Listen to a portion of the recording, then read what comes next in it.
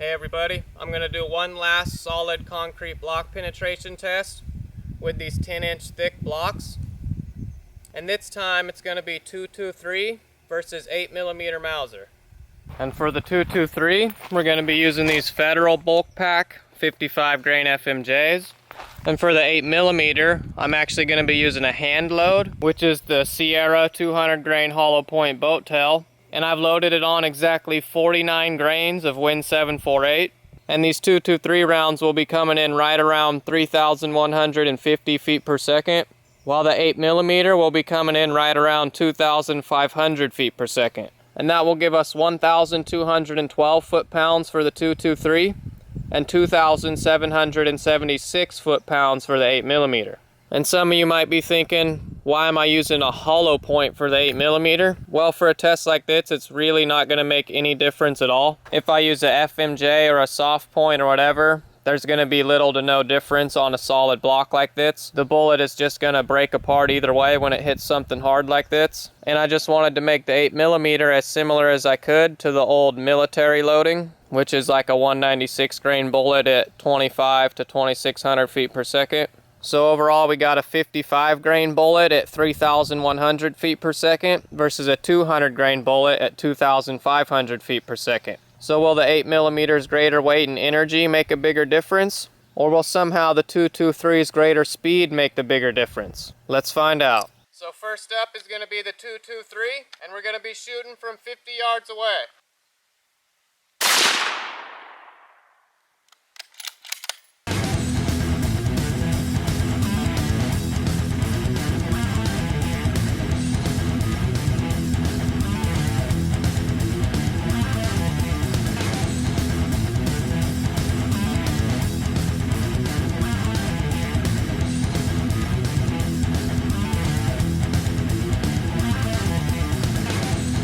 Now we're going to hit the other block with the 8mm.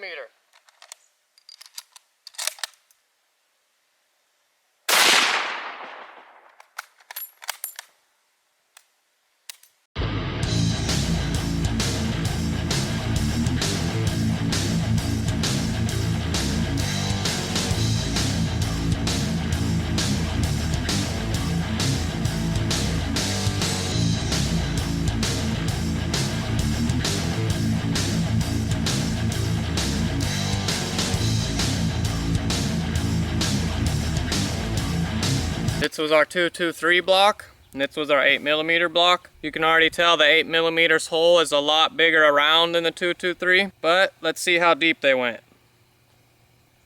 So the 223 went in that deep, but let's get an exact measurement. So the 223 penetrated just short of 2 inches. It was about 1 3/4 of an inch. And the 8mm, about 2.5 inches. So we actually got more penetration with the 8mm and a way bigger, much more damaging hole. So overall, 1 3/4 inches of penetration with the 223 and 2.5 inches on the 8mm. And let's just take a closer look at the damage real fast. That's our 8mm hole. Kind of hard to see in there without proper lighting. And that's our 223 hole. Even harder to see because the hole's thinner. I just thought of one more thing we should do real fast. We saw how deep they penetrated. Let's go ahead and measure the diameter of the hole. So the 223 hole itself is just under 1/2 inch, just a little less than 1/2 inch.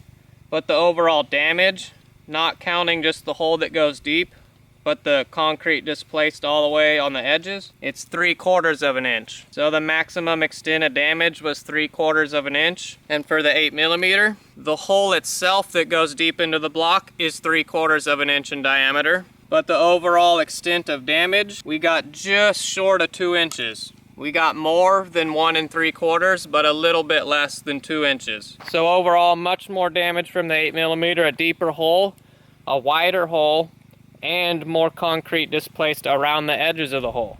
Okay, now let's hit the block several times and see what happens.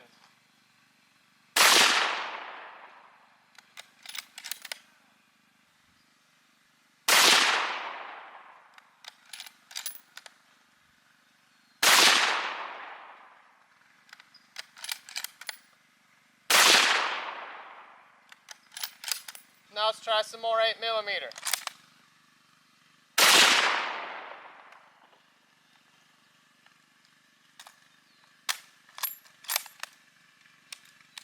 Looks like our second shot already broke the block in half.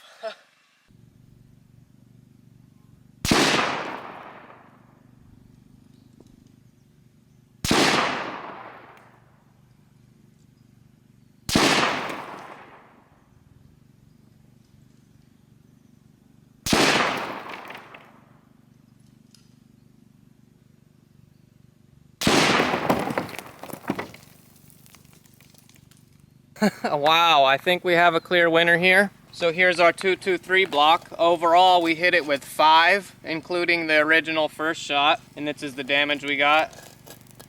Pretty much just the upper part of the block is missing. We had one hit on the side over here, and it went in that far, probably about 1 3/4 inches, like our first shot.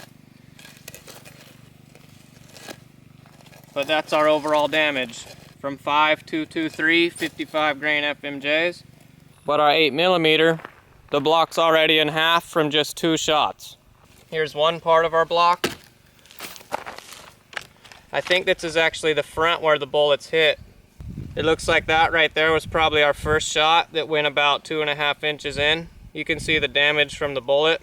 But here's the other half of the block. And now you can tell where the second shot hit if we just put it back together. You can see our second shot hit right here along the top and just made this massive hole and then broke the block in half. And from our first shot, now that the block is broken, you can actually see the remains of the bullet right there. It's pretty cool. It's like just some copper jacket, and there's no way I can get it out. It's pretty much welded in there. That's the remains of the bullet from the first shot. Just probably the back of the copper jacket stuck in the concrete there. I was kind of thinking it was going to take around 5 8mm to actually break the block in half, and I didn't think it was going to be that much more effective than the 223. I thought this was going to be similar to the 44 and 12 gauge slug block test. The 223 has nearly the same energy as the 44, while the 8mm has just about the same energy as the 12 gauge slug. In this case, our bullets are just lighter and faster. Well, that was pretty crazy, but let's see how many 223s it takes to split that block.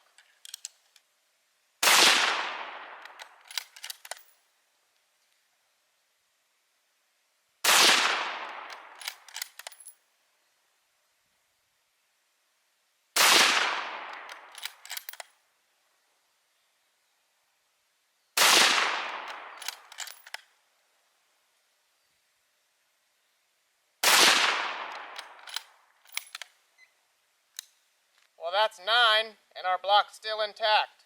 So here's what we got after 9 223s. Our block's getting chewed up pretty good now, although it looks like more than half of it is still there. Here's the front side. Looks like we got some hits here, here, and a bunch up here. So that's what 9 223s did to this block. I guess we gotta hit it with some more. I want to see how many it takes to bust that block.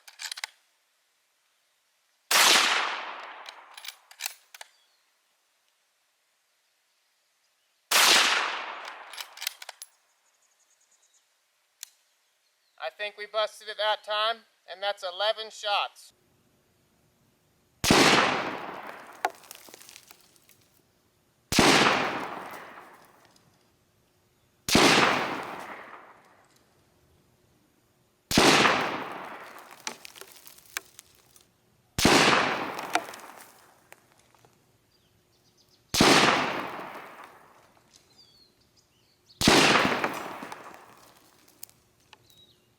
Looks like we finally busted the 223 block, and it just took 11 shots. It's broken in half now, just like the 8mm.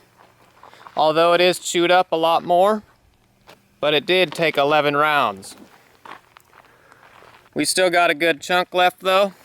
So I guess it takes 11 223s and 2 8mm to split one of these blocks. So overall, that's kind of surprising. What do you guys think? Why do you think it took only 2 8mm, but it took 11 223s? Please let me know in the comments section, because I'm actually very interested to know what you guys think about these results. But anyways, that's all for this test. As always, thanks for watching.